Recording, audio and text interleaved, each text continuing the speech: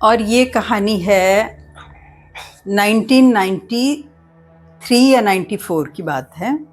मेरे हस्बैंड का ट्रांसफ़र हुआ डिस्ट्रिक्ट चमोली। वहाँ पर एक जगह है गोपेश्वर। तो चमोली में क्या था कि जो चमोली है वहाँ पे स्कूल्स वगैरह नहीं थे, तो हमें गोपेश्वर में रहना पड़ता था और ऑन रोड ही हमारा घर था। तो एक दिन क्या हुआ कि हमारे घर के जो बगल में ना कुछ फील्ड्स थे, मतलब खेत थे, टेरेस फार्मिंग होती है पहाड़ों में। तो हमारा घर ऐसे था कि सड़क से फर्स्ट फ्लोर था और फिर नीचे वाले खेत में उसका सेकंड फ्लोर था और सबसे नीचे वाले खेत में ग्राउंड फ्लोर था। मतलब पहाड़ों में ऐसे होता है, सड़क से देखो तो फर्स्ट फ्लोर। तो साइड में दो फील्ड्स थे, उनमें रात को ना 6-7 बजे के करीब, वहाँ तो अंधेरा जल्दी होता है पहाड़ों में, तो ना किसी के रोने की और झगड़े की आवाज़ें आ रही थी। तो पहाड़ों में अक्सर ऐसा होता है कि हम लोग तो 6-7 बजे के करीब खाना खा लेते हैं, मतलब 8 बजे सब सो जाते हैं। 8 बजे तो ऐसे लगता है बहुत ज़्यादा रात हो गई। तो मेरे हस्बैंड ने खिड़की से चिल्ला के बोला कि ये कौन है भाई यहाँ पे लड़ाई झगड़ा कर रहा है। तो वो वहाँ से चले गए। तो सुबह हुई जब, तो हमारे जो ग्राउंड फ्लोर पे रहती थी एक लॉयर थी, उसका नाम रेजा चौधरी था। वो आज भी शायद प्रैक्टिस करती होंगी गोपेश्वर में। तो हमने उनसे पूछा कि भाई कौन थे ये, रात को वहाँ पे रोने धोने की आवाज़ें आ रही थी बगल में और झगड़ा भी हो रहा था। तो उसने मुझे बोला कि ऐसा है कि ये रोड के ऊपर की तरफ घर है किसी का, तो वो आदमी जो है वो ट्रक ड्राइवर है, ट्रक चलाता है। काफ़ी सारे घर थे रोड की उस साइड, एक छोटी सी पहाड़ी थी, उसमें काफ़ी सारे मकान थे, लेकिन हम किसी को जानते नहीं थे क्योंकि हम थोड़ा नए नए थे वहाँ पर। तो उसने बोला ट्रक ड्राइवर है और ये ट्रक ले जाता था कहीं पहाड़ों में और उसका किसी लड़की से प्रेम हो गया और उसने उससे शादी कर ली। और यहाँ पर गोपेश्वर में उसकी वाइफ और बच्चे भी थे और उस लड़की को नहीं पता था कि शादीशुदा आदमी है। तो लेकिन वो उससे प्रेम करता था। एक दिन क्या हुआ कि वो घर ले आया उसको, उस लड़की को। और वो लड़की जब आई यहाँ पर, देखा इसके ऑलरेडी शादी है और बच्चे हैं, तो वो तो हैरान रह गई। तो उसको बड़ा अश्योरेंस दिया कि मैं तेरे को अच्छे से रखूँगा, ये वो फलाना ढमाका जो भी है। अल्टीमेटली वो लड़की भी उसके साथ रहने लगी और दोनों जब सौतनें थी उनमें बजती रहती थी, वो लड़ाइयाँ होती रहती थी किसी न किसी बात को लेकर के। और वो फिर जब हस्बैंड आता था बाहर से ट्रक लेकर के, तो दोनों कंप्लेंट्स अपनी अपनी करती थीं और झगड़े बहुत ज़्यादा होने लगे। तो वो जो थी, लड़की जो थी, वो अपने हस्बैंड से किसी बात को लेके झगड़ा कर रही थी कि तुम उसको ज़्यादा इम्पोर्टेंस देते हो, मुझे नहीं देते हो, इस बात को लेकर के झगड़ा था मतलब। तो ये घटना घटी और मतलब फिर ये नॉर्मल हो गया। और कुछ दिनों के बाद क्या हुआ कि हमारे फ्रंट साइड में जो है एक शॉप थी, तो वहाँ पर हम लोग इवनिंग के टाइम पे बैठ जाते थे और वॉक वॉक करने के लिए रोड पे जाते थे। तो मुझे रेजा चौधरी मिली, तो मैंने ऐसे ही पूछ लिया, मैंने कहा अरे क्या हुआ उस लड़की का, वो केस क्या हुआ उस केस का। तो उसने मुझे बोला कि परसों मेरे पास आई थी और वो कह रही थी कि मैं डाइवोर्स देना चाहती हूँ इस आदमी को। तो मैंने उससे बोला कि भई भारतीय कानून के हिसाब से तो उसकी मैरिज जो फर्स्ट मैरिज होती है वही लीगल वाइफ मानी जाती है। तो सेकंड मैरिज है तेरी, तो शादी ही लीगल नहीं है, तो मानी ही नहीं जाएगी शादी तेरी। तो डाइवोर्स देने का तो मतलब ही कुछ नहीं होता। उस समय भारतीय कानून में एक शादी का ही कानून था, अब तो शायद सेकंड जो लिव इन रिलेशन में रह रही हैं उनको भी शायद कानून कुछ अधिकार दे रहा है आजकल, पर उस समय ऐसा नहीं था। तो उसको, अनपढ़ थी गाँव की औरत, उसको बहुत बड़ा शॉक लगा। उसने सोचा अरे मेरी तो लाइफ ही ख़राब हो गई, मैंने दूसरी शादी कर ली और मैं शादीशुदा भी नहीं हूँ कानून के हिसाब से, तो मेरे साथ बड़ा धोखा हो गया। तो मैंने कहा आपने उसको फिर क्या कुछ एडवाइस किया क्या कि घर चली जाए या यहीं रहे, जैसा तैसे करी। मैंने उसको समझाया, मैंने कहा शादी तेरी लीगल नहीं है। तो बहुत उदास होकर के घर चली गई। तो हमें भी सुन के बहुत दुख हुआ। और 2-3 दिन के बाद क्या हुआ कि मुझे किसी काम से मेरे जाना था जोशीमठ।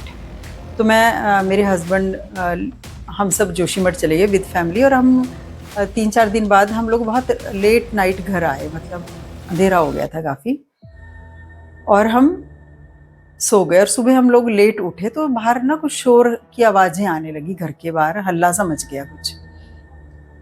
मैंने बाहर झाँक करके देखा खिड़की से, तो काफ़ी सारे लोग रोड पे खड़े हैं। मैंने कहा क्यों खड़े हैं लोग रोड पे? तो मैं बाहर निकली, तो मेरी डॉटर जो है सबसे पहले वो भाग के बाहर आई, डॉटर। तो वो भी जल्दी उठ जाती थी, तो भाग भाग के वो बच्चा जो है बाहर निकल के आया और मुझे आके बताने लगी, मम्मी एक गुड़िया ना पेड़ से लटक रही है, एक डॉल लटक रही है पेड़ से, येलो येलो कलर की डॉल।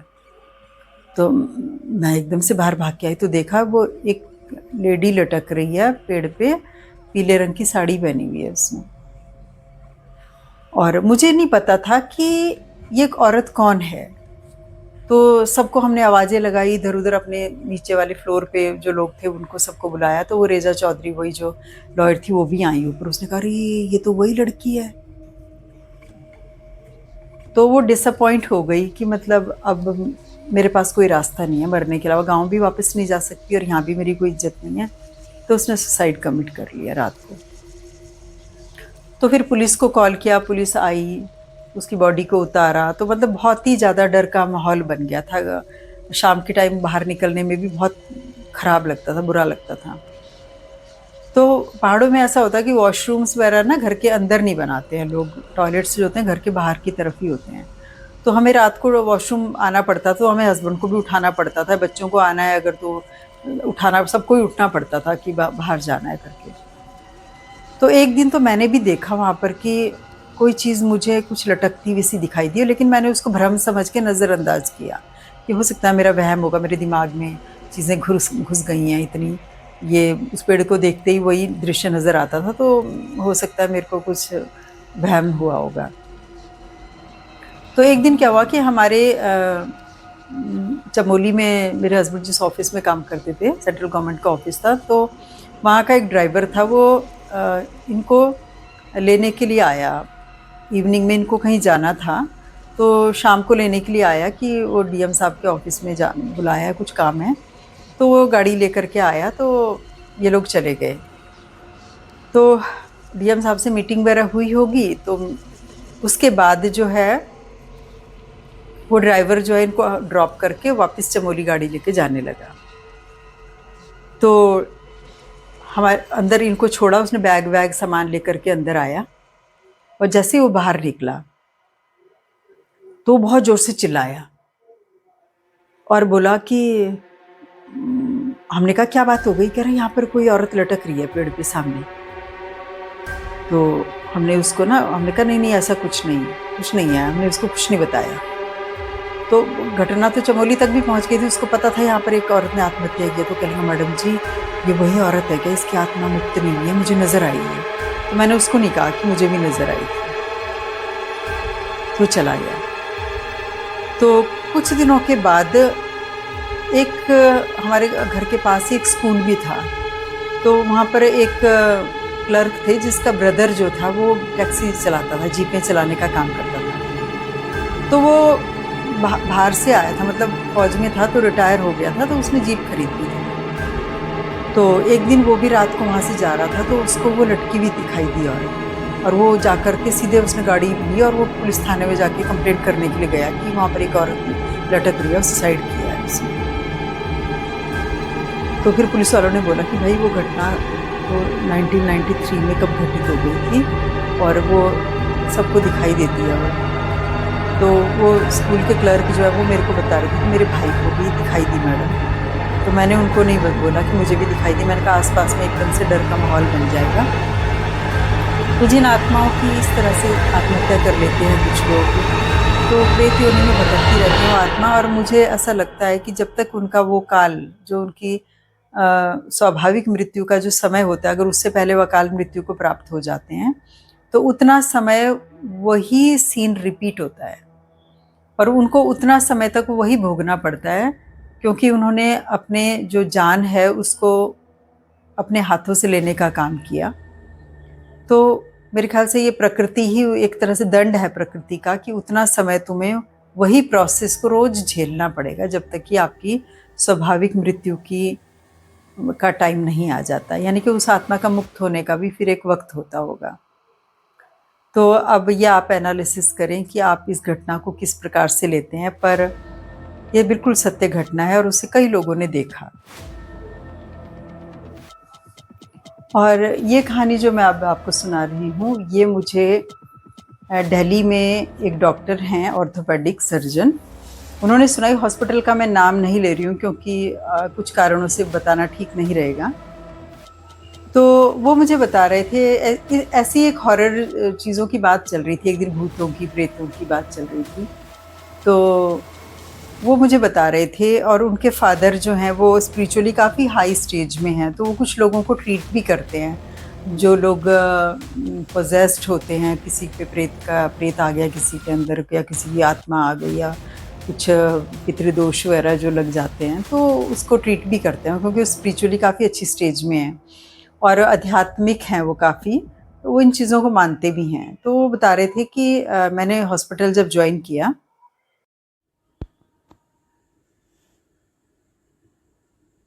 आज भी बंद रहता है उस हॉस्पिटल में, और दिल्ली का काफ़ी फेमस हॉस्पिटल है वो। तो हॉस्पिटल का एक रूम जो है ना, वो हमेशा बोला कि मैंने पूछा किसी से कि भाई ये बंद क्यों रहता है यहाँ पे। वो गायनी डिपार्टमेंट है वो, जहाँ पर वो रूम बंद रहता है हमेशा, उस पर लॉक लगा हुआ है, वो कभी नहीं खुलता वो रूम।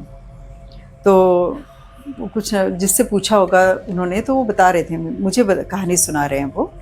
तो मैंने पूछा कि यार ये दरवाज़ा, यहाँ इस वाले रूम का दरवाज़ा हमेशा बंद क्यों रहता है। तो मुझे बताया, कह रहे हॉस्पिटल स्टाफ ने कि सर यहाँ पर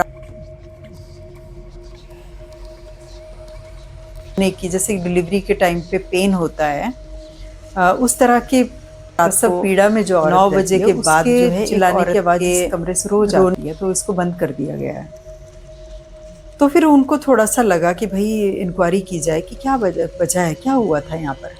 तो उन्होंने इंक्वायरी की, तो पता चला उनको कि यहाँ पर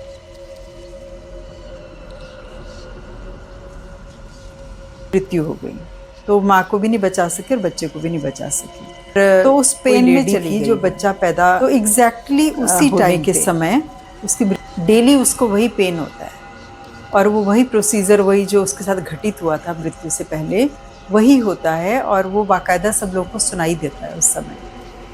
तो मुझे सुन के बहुत दुख हुआ कि कोई इंसान जीवित नहीं है, मरने के बाद भी उसी पीड़ा से गुजर रहा है रोज़। तो मैंने कुछ लोगों से बात की जो इस बारे में नॉलेज रखते हैं, तो उन्होंने मुझे बताया कि अगर कोई जाए, कोई अच्छा जानकार इंसान हो जिसको नॉलेज हो इस चीज़ की, जो इन चीज़ों के साथ डील करता हो, तो वो एक सर्कल होता है, उसमें ट्रैप हो जाते हैं सोल्स जो हैं।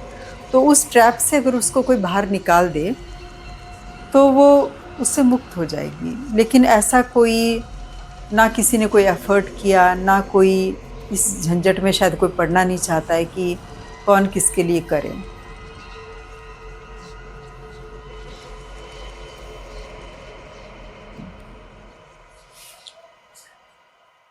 तो आज भी वो दरवाज़ा बंद